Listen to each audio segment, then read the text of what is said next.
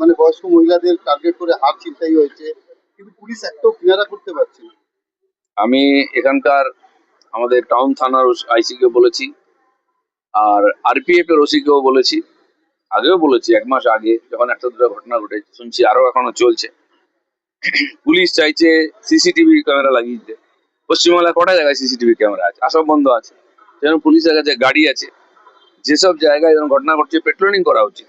আমি বলেছি দুজন বসে চা খান, গল্প করুন, ঠিক করুন কি করবেন, সবাই মিলিতভাবে করুন।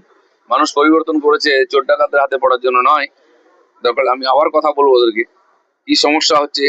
আমি তো বলবো এসপিরও এখানে একদম চিন্তা করা উচিত যে এই ধরনের ঘটনা ঘটছে কেন। এফআইআর পর্যন্ত নিচ্ছে না, এফআইআরও নিচ্ছে না, মানে এতদিন ধরে এফআইআর যদি না নিয়ে থাকে এটা খুব অন্যায়। পুলিশ তো এফআইআর নেবে কমপক্ষে, তদন্তও করবে। সিসিটিভি বলে চালিয়ে দিলে হবে না, সেই জন্য পুলিশকে ডাকা হয়নি এখানে। কালকেও ভোপালিতে বিরাট অঙ্কের জুয়া রেড